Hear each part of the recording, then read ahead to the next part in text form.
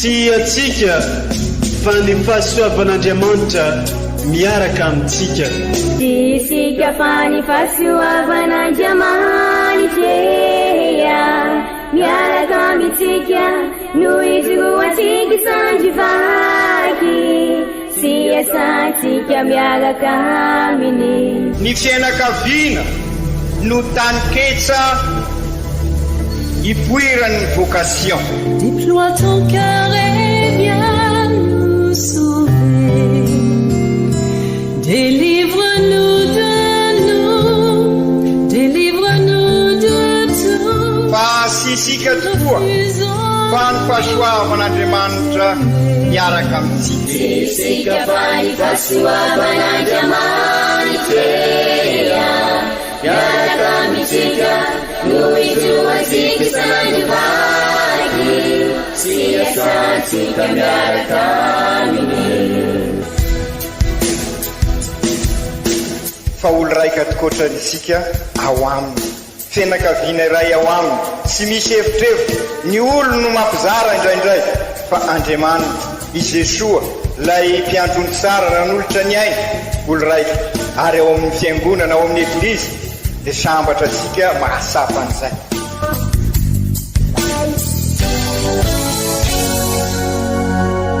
Olo araiky atsika atambatry ny fanahy masina kamiray, olo araiky ao amin'ny Kristy. Fandaram-pampianarana iarahanao amin'ny son excellence Monseigneur Benjamin Marc Caramarson eto amin'ny radio Fagnier.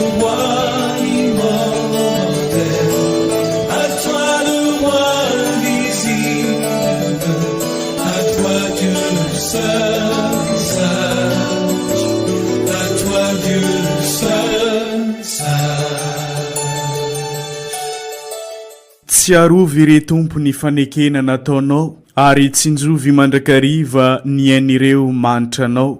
Mitsangana ianao re tompo, ombao ny adinao, ary azadino ny fiantsin'ireo mila ady aminao. Salamo fahatelo amby fitopolo. Amin'ny fofeno fitiavana no anolorana fiarabagna amintsika jiaby, izay magnaraka tsy tapaka ity onjapeo-ny radio Fagnier mamitsika ity, izay onjapeo mamitambatra ho iray, sady onjapeo mitady mandrakariva ny anitatra ny fanjakan'Andriamanitra eto amin'ity diosèse mamitsika ity. Isoranay ianao izay mankamamy sy mankafy ny fampianarana sy toritenin'ny Monseigneur Archevêque eto amin'ity onjapeo-ny radio Fagnier ity. Toloranay fiarabagna manokana tsika eove jiaby tratra n'izao alahady fa 7 mandavantaona amin'ny taona be izao. Koa amin'izao alahady fa 7 amin'ny taona be izao dia toloran'ny eglizy loa hevitra isika ny hoe ilana finoana ny Eukaristia. Ndeo renesitsika ireo vaky teny masina atolotry ny eglizy amintsika izay iarahana fampianarana sy toriteny avy amin'ny Monseigneur Archevêque ray amandrenitsika.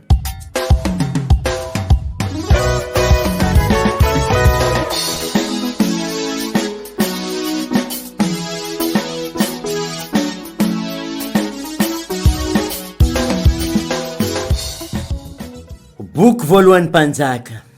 Tamin'izany andro izany, Elia nandositra ny hatezerany Jezabela ka nandroso lalana indray andro tany anefitra, ary noho mitany izy nipetraka teo ambany kofafamboatra anankiray, dia nangataka ho faty nanao hoe, aoka izay, alao amizao ny haiko re tompo, fa tsy tsara noho ny razako aho. Dinandry izy ka natory teo ambany kofafamboatra. Fa indro nisanjely nanohy nazy kosa nanao taminy hoe, miarena ianao hihinana. Nijery izy, ka indro tamin'izay niondanany, nisy mofo nendasina tamin'ny vato no hafanaina sy rano iray tavoara. Ary efa nihinana sy nisotro izy, dia nandry indray. Fa tonga fandroany indray ilay anjelin'ny tompo nanohy nazy sy nanao taminy hoe, miarena ianao hihinana, fa lavitra loatra ho anao ny dia halehanao. Dia niarina izy, nihinana sy nisotro, ary nandeha 40 andro sy 40 alina tamihery azony tamizany hanina izany ho an'ny Horeba tendrombohitr'Andriamanitra. Izany ary ny tenin'ny tompo, isorana ny Andriamanitra.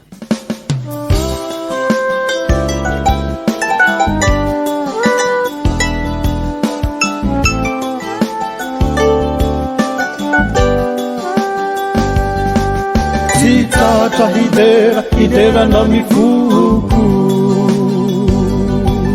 tsy tratra hiderana mifoko na harive na maraina tsy tratra hiderana mifoko eny fahamarinanao mandraky zay tsy tratra hiderana mifoko ary tsara fo ianao ka mamiko indrindra tsy tratra hiderana mifoko mahalavo ny asanao tsy tratra hiderana mifoko mioby anao ianao ry pahary tsy tratra hiderana mifoko mioby anao ianao ry mpamonjy tsy tratra hiderana mifoko ary ianao fanamasinanay tsy tratra hiderana mifoko tsy tratra hideranao ny foko tsy tratra hiderana mifoko tsy tratra hiderana mifoko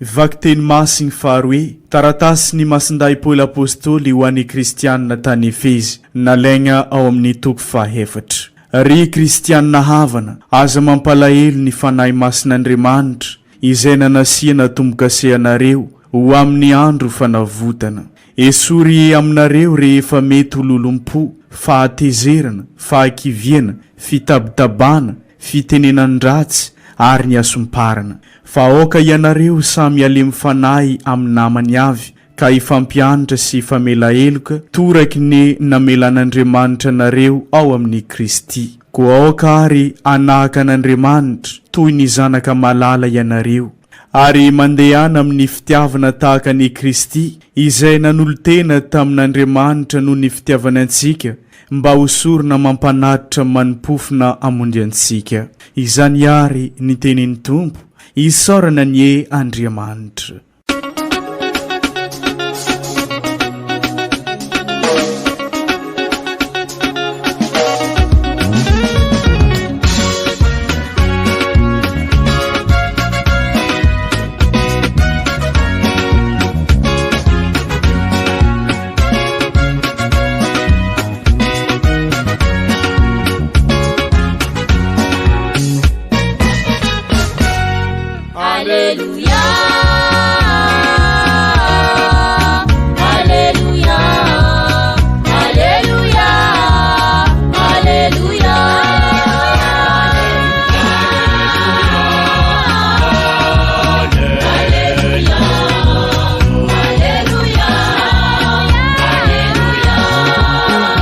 Ombatsika mianakavany ny Tompo o tanteraka tokoa ny izany evanjely masiny ny soratany Masindady Joany voninahitra ny ho anao ry Tompo amin'ny toko fahatsiota andininy fa 71 amby jusqu'à amin'ny andininy fa 50 amby tam'izay andra zegny ny monomonigny tamin'i Jesoa ny jody satria baka i Jesoa ny volagna karaty izaho no mofo velogno zay ny jotso boka an-dagnitry agny ke karaty koragna nataondro tsy Jesoa maity araky haitsika i babany ndraiky reniny nagnino fo izy mivolagna hoe zaho ny jotso boka an-dagnitry namaly i Jesoa nagnano kara zao aza la nagnino manareo monomonigny kara io tsy misy ane olo mahay magnantogno za ty izy koa tsy babako no notogno izy ary za ndraiky hanangagna izy amin'ny faranandra agny ary efa voasoratra amin'ny mpaminany fa hoe anareo io hampianarin'Andriamanitra. Ke olo jiaby izay naharegny ny koragna nataon'ny babako ka nianatra taminaka, zegny fo no afaka magnantony zaho. Avyo tsy de hoe nisy olo nahita i babako aby ane, fa ile boaka aminazy agny no nahita izy. Za mivolagna aminareo, ambarako aminareo mazava.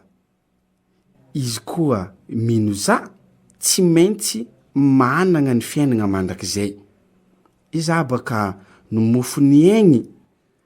Nirazagna anareo taloha tagny anevitry nihinagna ny mana. Naty aby ireo jiaby. Fa tsy karaha zegny ndraiky ny olo mihinagna lay mofo nijotso boaka an-dagnitry. Za baka i mofo nijotso boaka an-dagnitry zegny.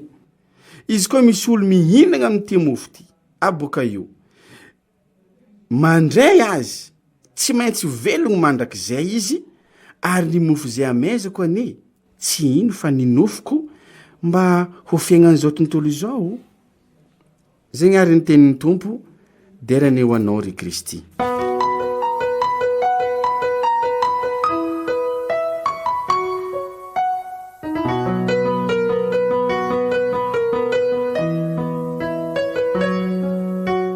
Ry kristianina avy malala, mamakivaky nyty volana aogositra ty sika izao, ary fantatrasika fa io volana io no mampiditra sika amin'ny annexa 4 zay andalianansika n'izay fandraisana antanana izay, zany hoe OEV missionnaire vita batemika iraina tabernakla velona mandray antanana ny eglizy ary dia miroso mamelona n'izay ETA zay. Ka izay indrindra no anizasika ihany koa ny fandalinana momba ny Eukaristia, momba any Kristy lay manome nofiny ny tenany ho fiainan'izao tontolo izao ao amin'ny Zoany 4 efa alahady 3 zay sika no nandinika azy, ary amin'izao isika ihiditra amin'ny fandalinana ny synôda izao araky n'izay vao nilazaisika teo. Hitasika ary fa sy mandeha ho azy ny ady hevitra, izany ihany koa no mety hitranga amin'izao synôda erasika miatrika izao, zany hoe nisy ady hevitra tena mafana ao amin'ny evanjely.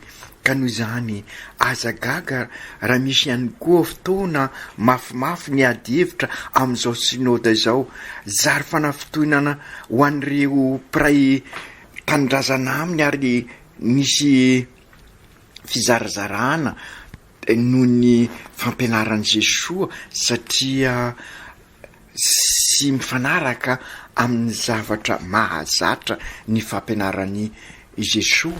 Ary izay ihany koa eo anivon'ny eglizy misy zay sy maintsy iova ka atonga sika ivolagna na hoe sy fombanay zany mitranga amin'ny fiainansika tokoa ny ireo zay zatra manao lalana ndririnina hoy ny fomba fiteny ka sy tianova fomba fijoroana amin'izany maha eglizy, maha EOV asika izany.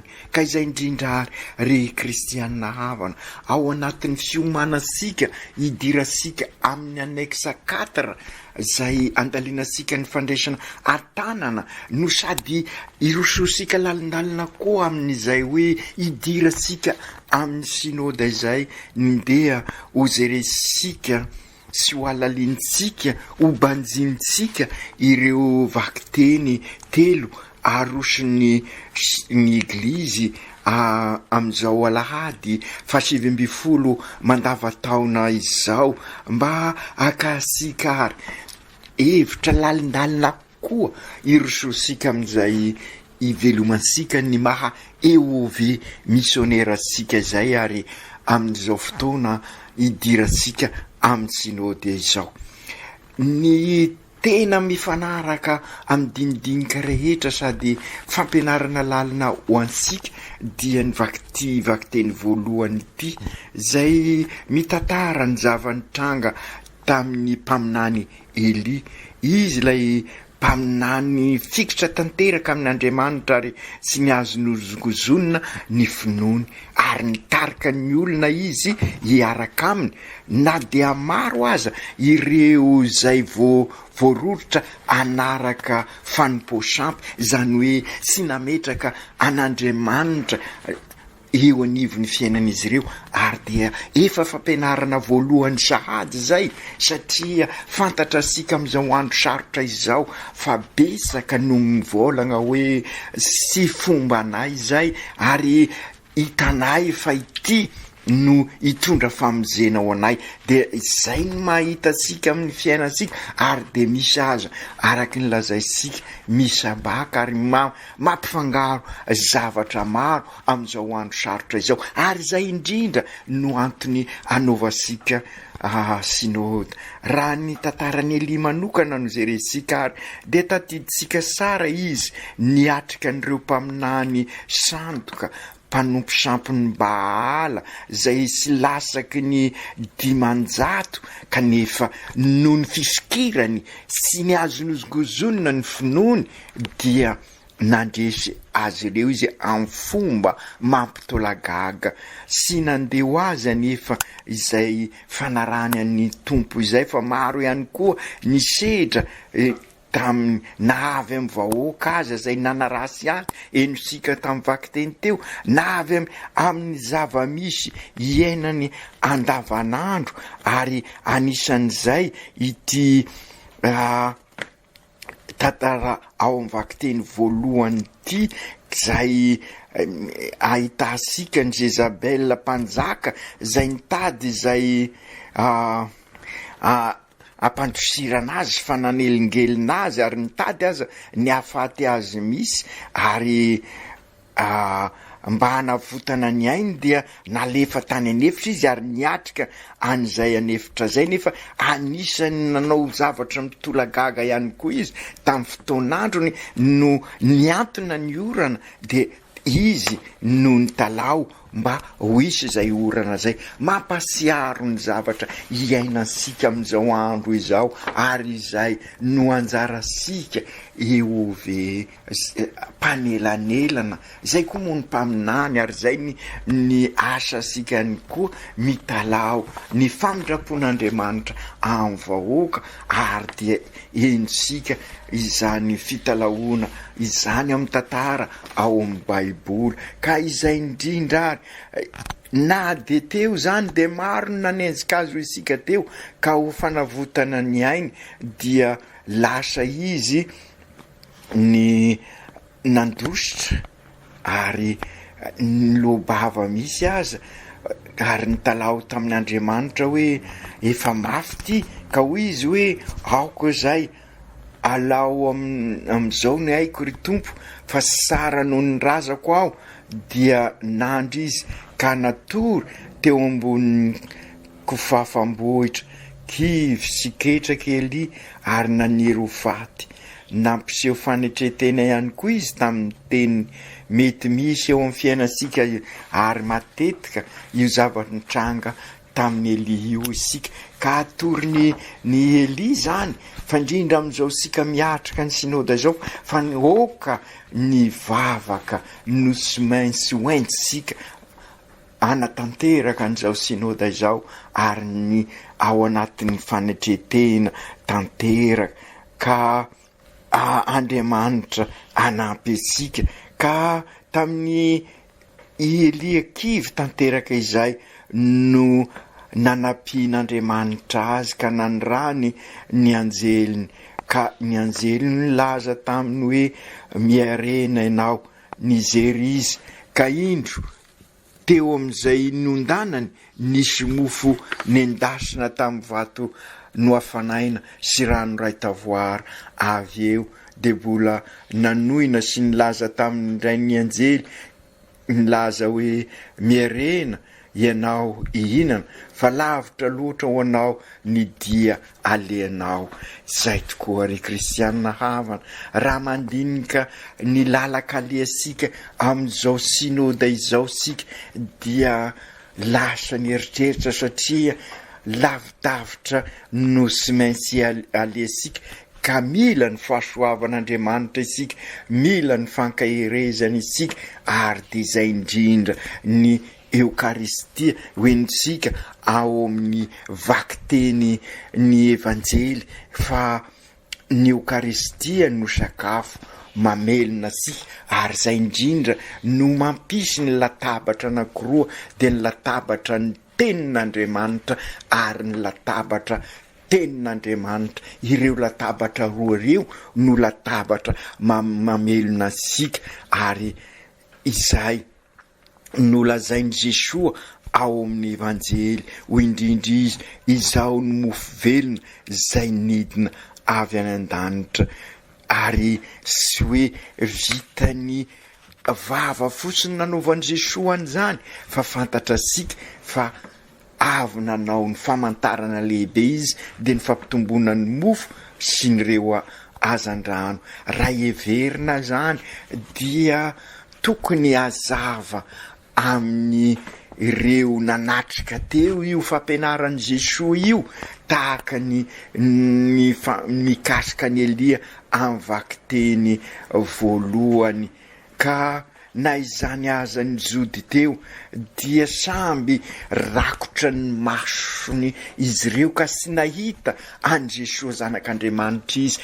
Io koa le fampianarana verimberisika matetika fa indrindra amin'izao synôda zao, ary niezaka ataosika dia sy maintsy masom-pinoana, masom-panantenana no ahafahasika miatrika an'izao zavatra iainasika izao, ka raha tiasika ho tafavoaka tokoa isika amin'izao synôda izao dia sy maintsy apetraka sika zay maha olo-pinoana, olo-panantenana, olo-pitiavana sika. Inona tokoa moa nitranga tamin'izay ireo jody zay nanodidina an Jesoa, dia i Jesoa zanaky Josefa no hitan'izy ireo, ary de ambarany sara aza fa fantasika ny ray aman-dreny ka ahoana no ahafahany milaza hoe nidina avy any an-danitra aho, de nymonmonina izy ireo, ary dia izay sika fa indrindra rehefa mafimafy ny fiainana. Ka namaly i Jesoa na niezaka namolakevitra azy ireo, ary de zay ihany koa no iarahasika manao zany maha synôda ny synôda mba ifamolakevitra isika ka ahitasika an Jesoa eo amin'ny fiainansika, ka zary sakafo asika izy. Ka ho indrindra Jesoa namolakevitra an'ireo manodidina azy, sy misy olona mahay manantonay akory raha sy nitomin'ny ray izay nanerakay. Mba ahafana manantona sy mandray an Jesoa tokoa dia sy maintsy Andriamanitra ny loharaniny, ary zay no averimberisika matetika fanomezan'Andriamanitra ny finoana, fahasoavana aminavy amin'Andriamanitra, ka izany no maharena sarobidiny finoana, ka maharena azy. Fantatra sika ny volamena sy maintsy mila diovina, ny vatosoa sy maintsy diovina, ary sy maintsy amiratra raha voadio sara, zany hoe miala tamin'ireo zavatra mandoto ny finoanasika, ary de zay ihany koa no ezaka ataosika amin'izao synôda zao. Zay sy midika hoe lavorary, zay sy midika hoe anjely sika, fa asapa fa eo ve eglizy olona velona, ka missionnaire tabernakla velona manodidina. Ka izay fahasoavana izay no amelombelona ao amintsika ao ny finoana, ka ifikirasika amin'ny Jesoa.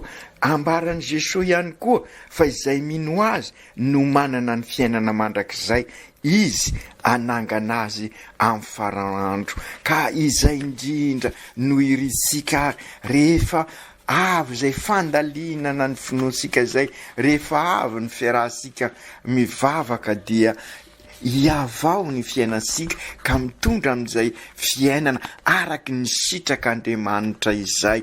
Ka io finoana io no azahosika an'izay fiainana araky ny sitrak'Andriamanitra izay. Ka io lelazaisika hoe Andriamanitra mila sika izy, ary zay ny finoana mila sika izy mba hiasany ka hiavozany, anavoazany ny fiainasika. Ka rehefa izy ny manavao ny fiainasika dia zary fiainana mahazanak'Andriamanitra ny fiainasika. Ka izay indrindra no ambarany evanjely ihany koa raha manazava amin'ireo zody ny momba azy i Jesoa, ny zody anefa voafatotra ny fomba fizeriny zao tontolo zao. Ka ho indrindra izy ny razabe ny jody na ny razanay ozy izy dia nihinana ny manatany anefitra de maty ihany. Ka hoana ny afanao milazan'izany. Ka izay indrindra no ambarany Jesoa, azavainy Jesoa amin'izy ireo ary fa hafa ny mofo zay omeny, satria sy hafa io mofo omeny io fa ny tenany nofony misy. Ka zary fiainana ho asika, ny zary aina ho ansika. Ary de zay no ataosika isaky ny mandray communion sika, araky ny averimberiko matetika hoe finoana no antsika andraisana ny communion, ka sy hoe mofo no raisika io fa vatany Kristy. Ka isika no mamaly hoe amen.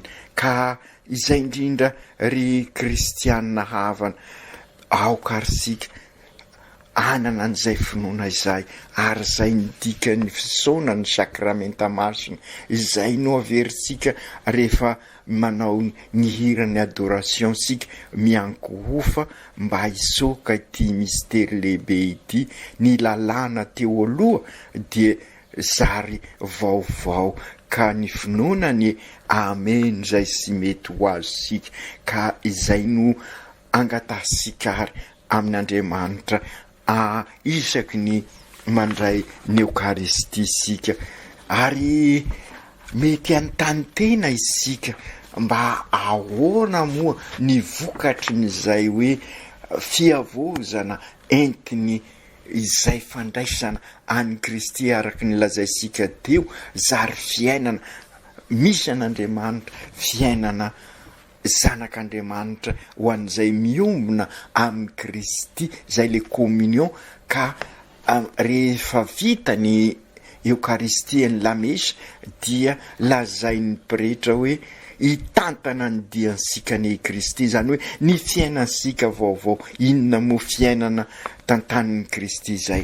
I Masinday Paoly ao amin'ny vakiteny faharoa no manoritra amintsika ny fitondratena vaovao, lay fiovampenitra mahery vaika raha zay sika. Sy inona izany fa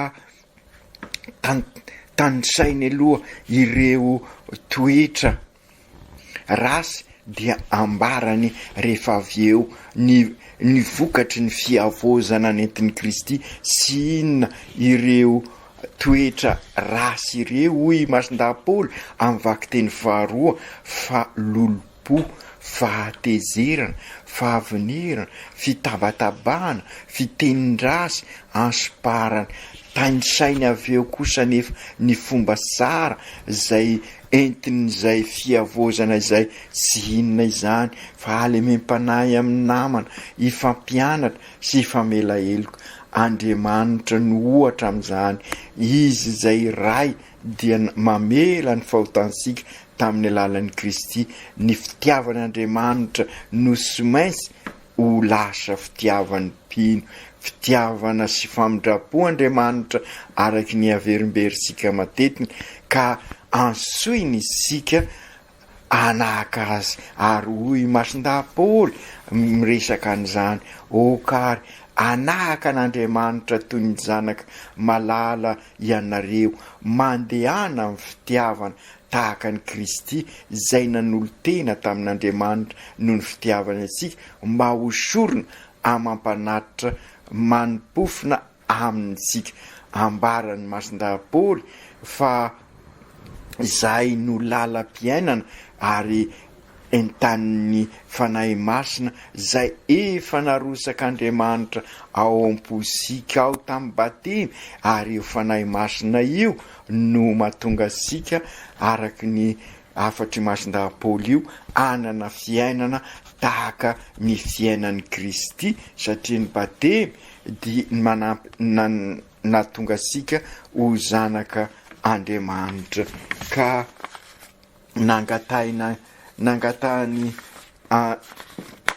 nangatahany masindapoly tamin'ireo nandray ny taratasiny ary dia ny ahafahasika iombona aminy tokoa ka zary ho tempolin'Andriamanitra isika ary de izay no ezahsika ary amin'izao synôda izao mba ahilofosasika amin'izay fiainana eo ve missionnaire vita batemy ka iraina ho tabernakla vaovao.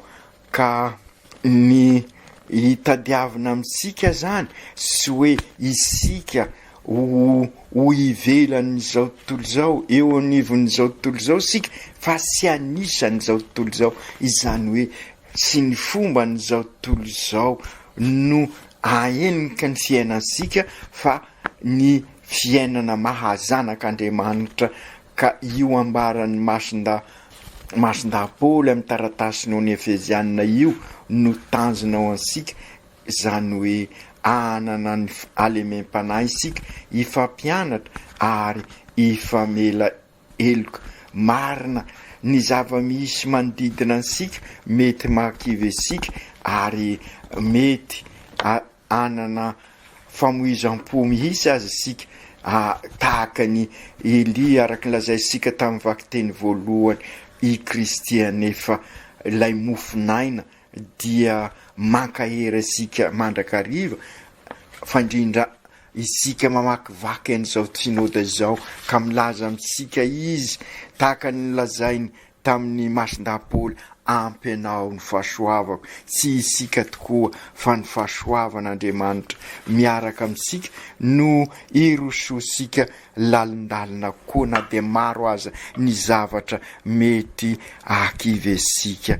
Ry Jesoa tomponay io ianao ny teny hoe zay mino ahy ho velona mandrakizay koa ampitomboy tokoa ary ny finoanay ampianaro zahay ahalalany ray ankahirezo zahay sy ho kivy amin'ny ady amin'ny rasy eo amin'ny fiainanay ankahirezo zahay anana herim-po lalalandava amin'ny dia zao ataonay fa indrindra amin'izao synôda zay irinay hitondra fiavozana sy fiainam-baovao eo aminay.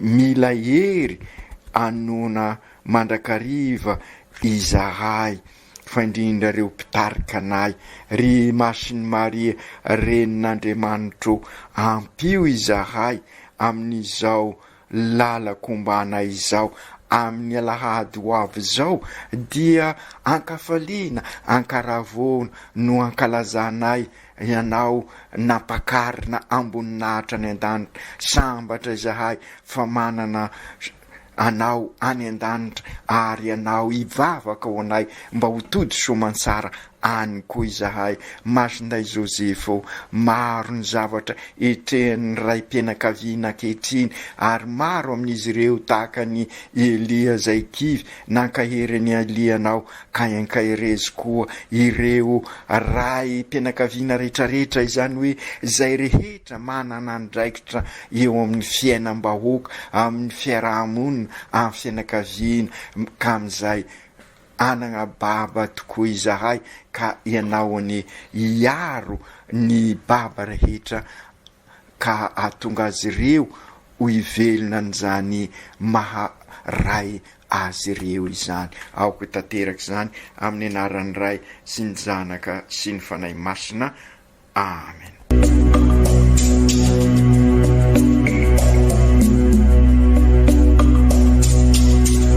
Tsy atsika fa ny fahasoavan'Andriamanitra miaraka amintsika. Isika fa ny fahasoavan'Andriamanitra miaraka amintsika noho izy ho antsika sandrivaky sy asantsika miaraka aminy. Ny fianakaviana no taniketsa ipoiran'ny vocation. Déploie ton cœur et viens nous sauver. Délivre-nous de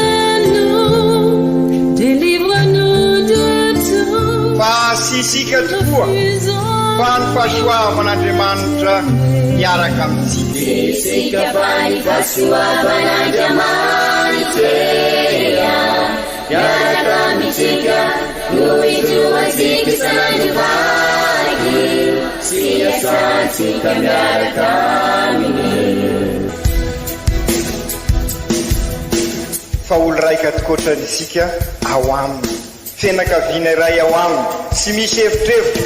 Ny olo no mampizara indraindray fa Andriamanitra i Jesoa lay mpiandrony tsara ran'olotra ny aina, olo raika ary ao amin'ny fiangonana ao amin'ny eglizy dia sambatra atsika mahasapa an'izay.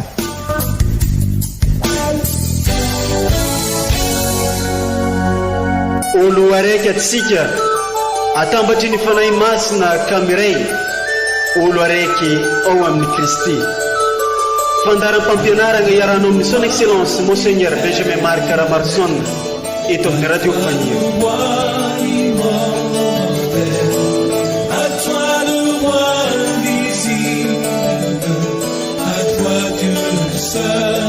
Sun.